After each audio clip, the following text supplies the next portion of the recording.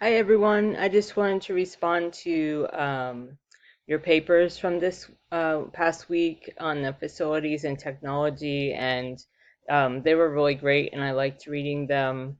I just wanted to tell you, it brought up a few stories in my head, and maybe some of you have heard this one before, but um, as far as like the leading versus being leading edge or lagging behind or staying up to date, um, I think as long as you're not lagging behind, and by that I mean you have, computers from 2000 when it's 2019, or you have a DOS-based system still, or something where it's painfully slow and painfully much worse than the average population that you have at your library.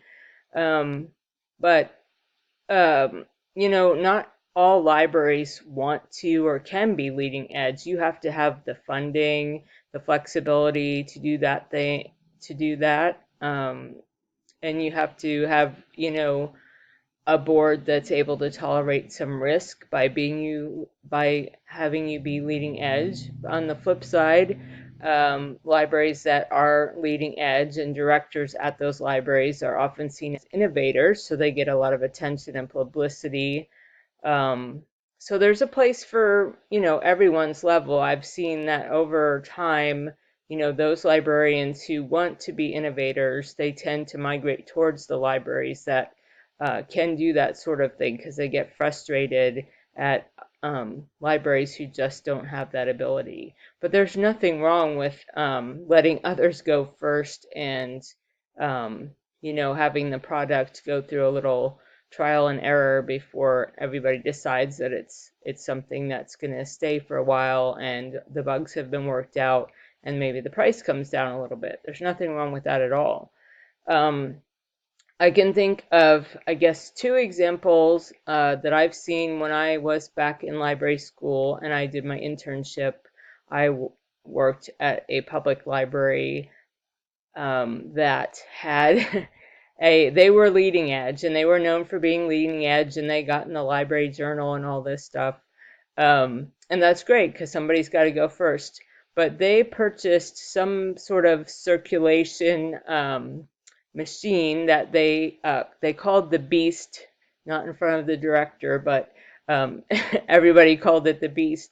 Um, and it was, how, I don't, maybe if you haven't worked in a library, you don't know this, but it used to be, at least, if you had a Dropbox it, inside the library or where you drove up, you put the books through the slot and it would drop down into a giant bin, and circulation staff would sort the books, put them on carts, and then check them in.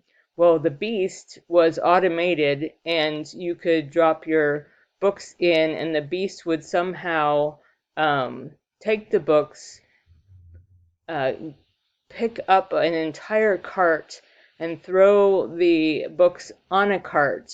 And I don't remember if it checked them in or not. Anyway, half the time, it didn't work well. Books were thrown everywhere. It was just not a good thing. So that system, I don't think, lasted very long. But that was, gosh, 2004. So, now things have come along. The technology has come along. I know that Brentwood has a very nice drive up system where you put in the books one at a time nicely so they don't fall into a bin anymore and get damaged. And as they're running along the conveyor belt, they get checked in, and you get an email right away that you checked in your items. So, the technology has a way of evening out. But, early adapters can get burned a little bit by, things that don't work right, or it just has unintended consequences. Um, Another thing I've seen at least two libraries do that I've worked at is when self-checkouts became popular.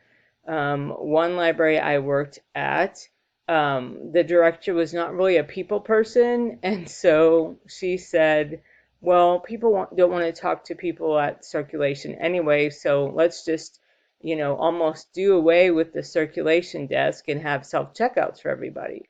Well, she was really wrong about that because there are a lot of people that go to the library every day that develop relationships with the circulation staff, and they love talking to people. Some people, maybe that's the only people they talk to all day. Maybe it's a senior citizen who lives alone and they come to the library and they're on a first name basis with the circulation staff.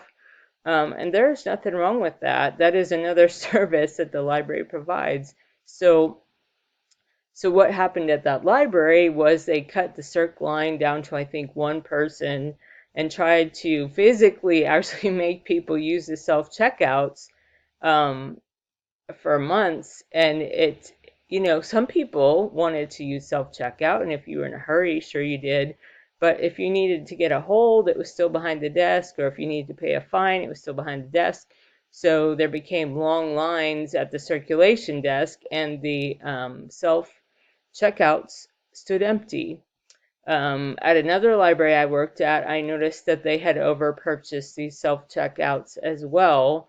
And in the last year or so, they've just disappeared because they've realized that people just, some people use them, but not, they bought more than they really needed. Not everybody wants to use that. Some people, given the choice, will just rather talk to a person and have them do it. I know, um, I don't use the self checkout unless I have to at the grocery store.